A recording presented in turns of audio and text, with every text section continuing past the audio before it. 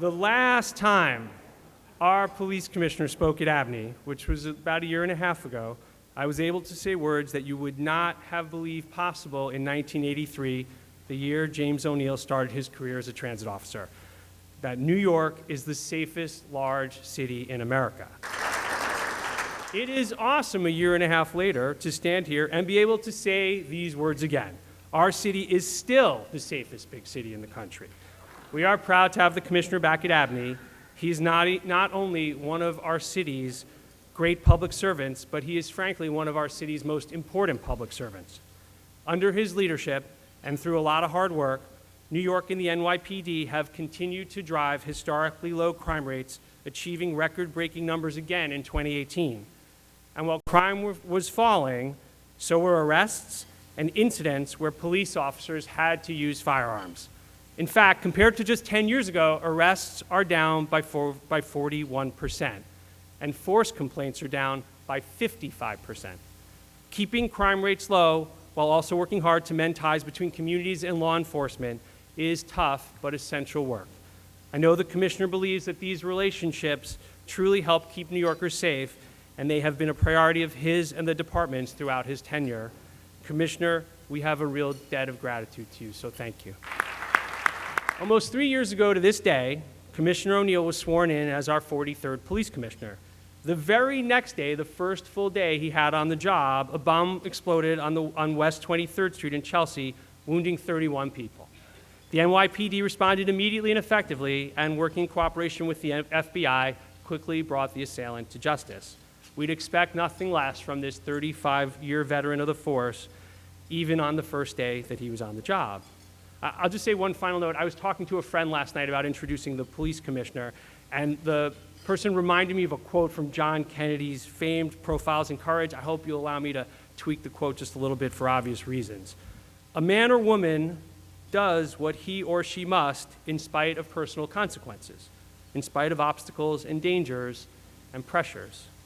And that is the basis of human morality. My friend thought this might be a fitting way to hand the podium over to the speaker, and I couldn't agree more. Ladies and gentlemen, please welcome our police commissioner, James O'Neill.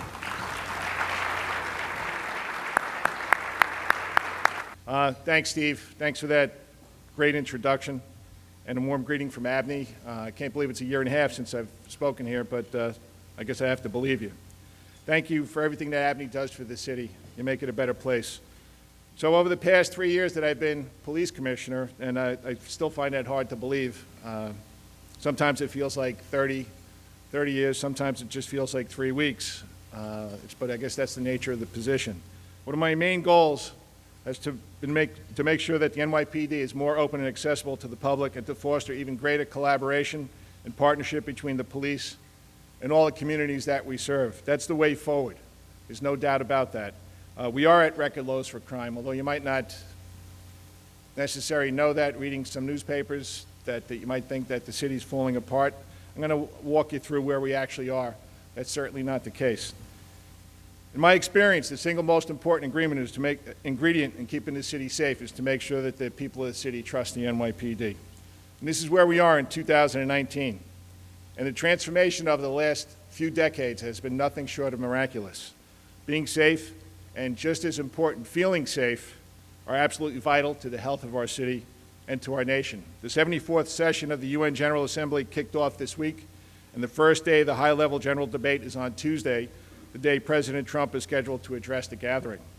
As we do every year, the NYPD uses many thousands of police officers to safeguard the entire two-week event and to help maintain a sense of normalcy for New York City. But if you've been in New York City during the last 2 weeks of September, you might not believe that's true. We're hosting heads of state and diplomats from 193 nations, the largest gathering of world leaders, and it's all right here in New York City. A couple of thousand NYPD vehicles are part of the 200 or so escort convoys that will drive the rest of you absolutely crazy for a couple of weeks. And of course, personnel and expertise from our many great law enforcement partners at the federal level will be out there too, especially the Secret Service, people with whom we work so well in many areas. And while all this is going on, the city continues. Our hardworking cops still have the daily business of 911 and 311 calls to answer. to the tune of about 400,000 calls a month. And I can tell you, no other city on earth has made more of an investment in keeping the public and its cops safe. The results of this work are well documented.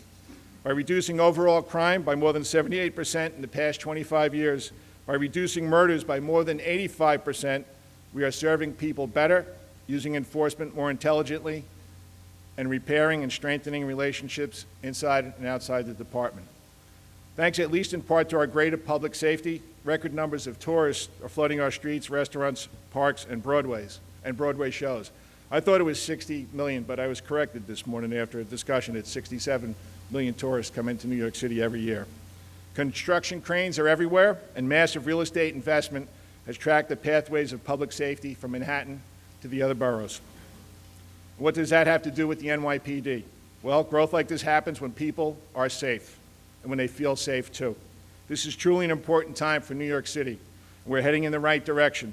So let's talk this morning about the facts, about how we can continue to improve in our record-setting reductions on crime. Over the past 5 years, violent crime has seen its steepest decline since the mid-1990s. As part of that, NYPD cops have seized about 28,000 illegally possessed firearms, including many large stashes from interstate gun traffickers. I can tell you that our police continue to do their jobs better than any other police department in the world, and they're doing it better than ever right now. There are some people and some groups, though, that would have you believe otherwise. I will be honest, I really don't understand their end game, highlighting every incident on social media, trying to sow seeds of doubt in the minds of New Yorkers, trying to convince you that crime is out of control and that your police are afraid to do their jobs. That's insulting. It's insulting to your intelligence. It's insulting to me too, but most of all, it's insulting to all 55,000 members of the New York City Police Department. And it especially denigrates the courageous work of the 36,000 men and women who put on that uniform each and every day and who wear that shield every single day, all in service to New Yorkers. Earlier this week, on Tuesday, we had 4 patrol cops from the 120 precinct in Staten Island confront a man they knew had a history of violence. He was wanted for committing a domestic assault the day before, and the complainant called the police, and they responded, and she said that she just saw him walking through the neighborhood. These brave officers did their job. They moved in to make the arrest, and he violently resisted. They tasered him, but to no avail. And then he pulled out a gun. The officers grabbed his arms and forced the muzzle of the firearm away from everyone, including innocent bystanders. The man was still able to fire his weapon twice, prompting an officer to return fire, killing him. In the exchange of gunfire, a 30-year-old police officer with just 3.5 years on the job was shot through her hand. The suspect was a 39-year-old man with multiple prior arrests, mainly for assault and weapons charges. He had previously been convicted of another shooting in Staten Island, for which he served 5 years in prison. Clearly, he didn't want to go back to jail this week. Our officer, thankfully, is recovering from surgery on her hand and was released from the hospital yesterday. She's a police officer with a family that loves her. She didn't have to do this job. No one made her. She didn't have to become a cop. She wanted to. She made the decision to become a New York City police officer for the same reason most of us do. She wanted to make a difference in the lives of New Yorkers. She's doing exactly that every day. So it really, really disturbs me when anyone questions the motivation or drive or fortitude of the men and women of this great police department. Some claim it was a better time in New York City a decade ago, a time when cops were cops and leaders were leaders. And New Yorkers didn't have to barricade themselves inside their homes, petrified of criminals running rampant. Nothing could be further from the truth in 2019 as we approach 2020. Let's do some comparisons. In 2010, there were 241 more murders than there were last year. In 2010, there were 719 more shootings. In 2010, there were 7,600 more robberies, 7,000 more burglaries, and nearly 5,000 more auto thefts. But what about 2019? Through last weekend, overall crime was down another 3.1% citywide. It's about 2,100 crimes. Now, those are statistics, but those are people too. Those are 2,100 less victims. That includes a 3% drop in homicide and a nearly 12% drop in burglaries. As of this morning, however, we're up 35 shooting incidents from last year. Shootings and homicides in New York City are disproportionately fueled by gang and crew violence. There's no denying that we're experiencing a spike there. But between our patrol cops, our detectives, and our specialized units, we're working tirelessly every day to address the hot spots. Around the clock, 24 hours a day, I get real-time information about every shooting, every murder, every bank robbery in our city. I'm intimately aware of all the ups and downs and all the details of what's affecting our overall crime rate. I also see the trends beyond a single day, a single weekend, or a single month. Spikes happen from time to time which make headlines. But I can tell you that even being up in shootings, which is a very serious thing, that does not on its own reverse the very positive trends that we're seeing. I remember a time, and most of you probably do too, when our city averaged about 6 murders every single day. This year we've averaged less than 1 homicide a day across the 5 boroughs in a city of 8.6 million people. That's a rate of about 3.4 per 100,000. If you have the opportunity today, go on your phone, Google some other major cities and see what their murder rate is. In all of 1990, New York City saw 2,245 murders. Just think about where we'd be if that figure had gone unbridled for the next 3 decades. In the ballpark of 30,000 more people would have been killed. And the same number of other people, the killers, also would have had their lives ruined. And then there's their families and friends of the people on both sides of the crime as well. It's fair to say that over the last 30 years, tens of thousands of lives have been saved, both as victims and as perpetrators. And it's clear to me that the naysayers who claim that our city has reverted back to the bad old days do not care even one little bit about better police-community relations. But great street cops understand that a strong rapport with all the people we serve is absolutely vital to successful police work, and it keeps them safer. That's why another set of metrics is worth noting. While crime was falling, so too were arrests, police firearms use, and notably civilian complaints. There's a trend since 2010, although we are up 20% from last year. Compared to 10 years ago, arrests are down some 41%. We went from 47 police gun battles with adversaries in 2009 to 17 last year. Combined with the massive crime declines, this illustrates the positive equilibrium that's emerged between assertive enforcement and community connection. Now let's look beyond the numbers. Our most significant innovation of the past 5 years, neighborhood policing, is contributing greatly to our efforts to further reduce crime and disorder. Patrol officers have fostered strong relationships with the people who live and work in their neighborhoods, and they're jump-starting local crime investigations. They're swiftly gathering evidence that their community contacts are delivering a far higher quality of local criminal intelligence than ever before, which aids our great detectives. We're hitting crime from every single angle, from patrol to long-term investigations, in a coordinated strategy that has reduced violence to historically low levels, whether the cynics want to accept that truth or not. So how do we keep things going in the right direction? At the beginning of this year, now it's time for that sip of water. We identified 9 precincts where the violent crime rate was more than double the citywide average. Obviously, we're focusing more of our resources in those areas. But we've also immediately called a series of community meetings beginning in February. They were called by the NYPD, but they were led by people who live and work in those neighborhoods to discuss how our city can work together to make every neighborhood as safe as our safest neighborhood already is. And I'll tell you, some of the most insightful comments at those meetings came from young people. And all they need are programs and resources. They want the opportunity to live the best lives they can. They said that could be in the form of after-school activities, but also job training and hands-on learning of a truly practical nature. So I wonder, why don't we just get them what they want? Why don't we get them what they need? And I say we. I'm talking about all of us. You, me, every company, every city agency, every community-based organization, every elected official. We cannot allow this challenge to go unanswered, not when so many young lives are at stake. Together we must figure out a way to get between our youth and the lethal message emanating from the local gangs and crews and others who senselessly drive the violence in our city. According to some of our recent stats, there are more than 220 juveniles in New York City who have been arrested for felonies 8 or more times in the past 2 years. Think about that number. So who's waiting in the wings to join them? And why do we as a society allow this to happen? The NYPD is the preeminent crime-fighting organization in the world. We can be the preeminent prevention organization in the world too. And the rest of New York City, in partnership with us, can show the world the way. At the NYPD, we have a long-standing tradition of focusing on our city's young people. The Police Athletic League, created 105 years ago, serves more than 30,000 New York City kids a year through various recreational, educational, cultural, and social activities. And Law Enforcement Exploring is a career-oriented program designed to educate and instill leadership and self-discipline. Each year, about 4,000 young people in New York City are enrolled as explorers and complete more than 110,000 hours of community service.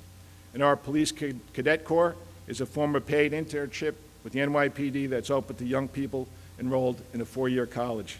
About 11 years ago, the City Council proposed eliminating the Cadet Corps in order to save roughly $1 million a year. Fortunately, that never occurred. We actually increased the number of cadets about 2 years ago from a little over 100 to close to 700 now. Thousands of city kids have since learned leadership skills and earned tuition assistance, and many of them went on to become police officers. In addition, the NYPD and the New York City Police Foundation are working on an innovative approach called Options. It's a virtual reality scenario-based training that has already provided more than 3,000 young people with decision-making skills based on emotional intelligence and de-escalation tactics. As we expand this program, we hope to connect the youth with life skills, career opportunities, and ultimately jobs. The Police Foundation has already identified companies that are providing information on existing jobs and the skills needed to land those jobs. And the Police Department was also able to give a little over 100 young people this past summer internships in the Police Department, so they get to see who the Police Department really is and who the people are that serve this great city. A lot of them stayed on as college aides too, so there are opportunities even within the NYPD. I'd like to thank Crown Castle, actually, a tech company, for taking a leadership role in this effort, and I ask all of you to consider how you can get involved when the Police Foundation reaches out to you also. The larger point is our mission to help the youth of New York City avoid crime has never been a side project. It's been long understood that this is what the NYPD does and this is what cops do. But we need a greater buy-in from the rest of New York City. It's about joining to help our city. When each of you arrived in this room this morning, you saw on your seats a large photo depicting the NYPD patch and a statue of a uniformed police officer and a child. You're probably sitting on that picture right now, but maybe if there's an empty seat, you can take a look at it. This larger-than-life bronze statue stands on a tall pedestal in our Hall of Heroes in the lobby of police headquarters. It was created in 1939 by noted Italian sculptor Attilio Piccarilli. And I practiced that too, being an Irish guy. After Mayor LaGuardia advocated for a monument honoring NYPD officers killed in the line of duty. Incidentally, Piccarilli, along with his brothers, also carved a marble for the Lincoln Memorial in Washington, D.C. The cop used as our model was Patrolman Martin Gillen of the 2-0 precinct, and the boy was actually Mayor LaGuardia's 9-year-old adopted son, Eric. Both made trips to Piccarilli's Bronx studio to pose and help produce what's become a metaphor for what the NYPD is doing today, 80 years later. The boy clings to the stoic cop as if seeking comfort. He clutches the officer's arm, seeming more vulnerable than scared, and that's what the sculpture represents. The NYPD protects the vulnerable. So to keep decreasing crime, we must keep looking for the future, to the future. And the future is our city's youth. They're just looking to be valued. Over and over in those 9 meetings, that's all I heard from these young people. We just want to be valued. We just want people to value us as they value other people in this city. And we want to have a chance to have a good future also. And that's throughout the city, in every borough, in every precinct, and in every neighborhood. The police are doing their part here. We have about 36,000 cops spread throughout the city. We have the same officers patrolling the same communities, building relationships each and every day. Through neighborhood policing, we have the delivery system. We just need the full and willing support of everyone here and everyone throughout the city. All of this is fully consistent with our overall mission of fighting crime and keeping people safe. But a huge part of fighting crime is preventing it in the first place. And we can do that. We can do that together by building trust and increasing opportunity for young people. We need to let young adults know that no matter where they grow up, they are valued, that we care about them, that we want them to have a good future. We want them to have a good life. And by leading that good life, that adds up to the good direction as our city continues to grow. It is now our goal to gain through partnership a new level of public support and public action that achieves our common mission of public safety. The clear message is this: we need every member of the public to help New York City. This is a shared responsibility.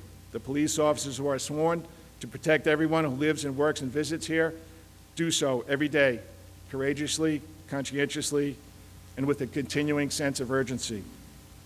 But we don't underestimate the difference even one other person or one corporation or one small business can make, and neither should you. So we see the task before us, and we see it as an opportunity, and we can capitalize on that opportunity as one unified city. Thank you very much. Thank you, Commissioner, and thank you for being willing to, I guess let me start by saying we deeply appreciate how hard at ABNY, we deeply appreciate, one, how hard it is to be a police officer and how complicated the job is, and we recognize it's a lot different than the lives that most of us have on a day-to-day basis. So if the world, and I know we know it's complicated, if the world doesn't say thank you enough, on behalf of ABNY, I want to say thank you.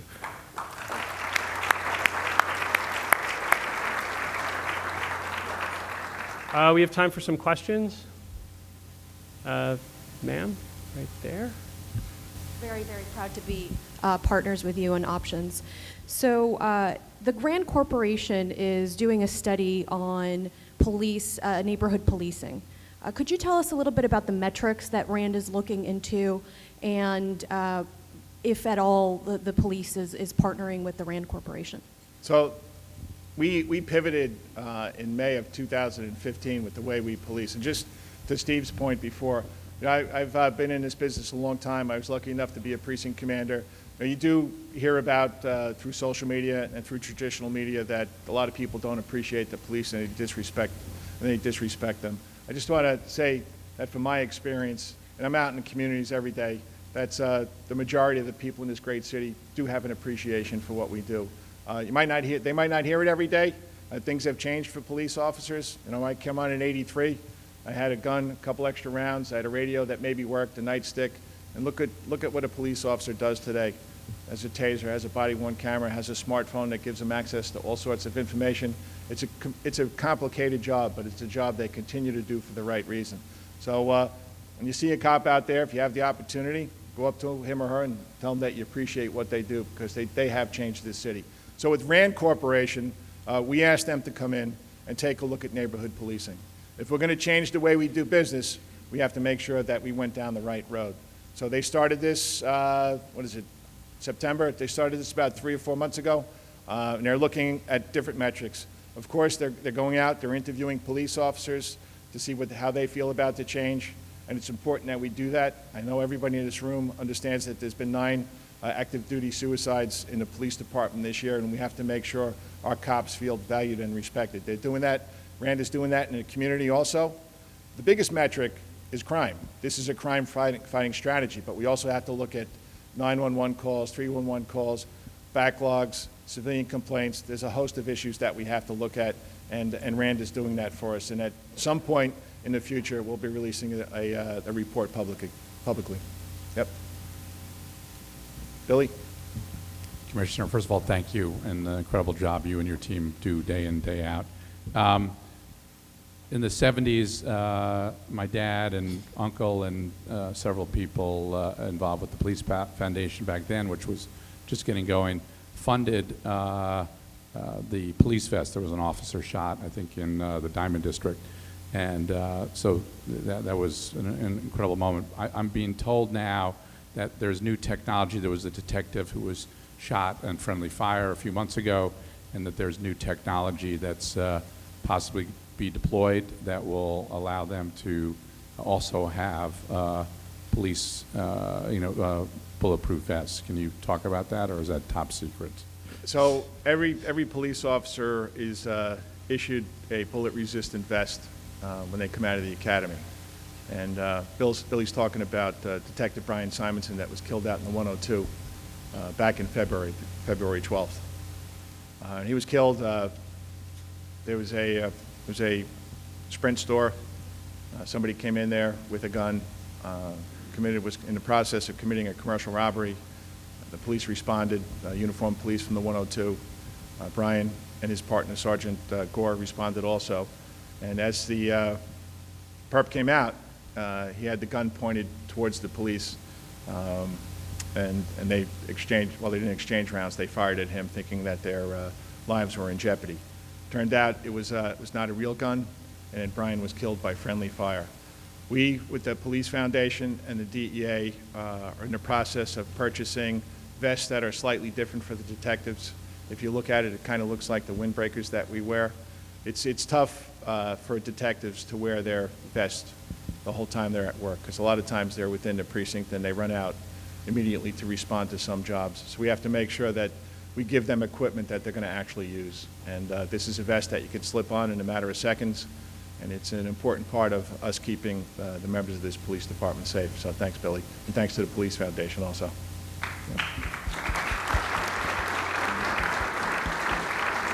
Commissioner, thank you very much. We're grateful for your time.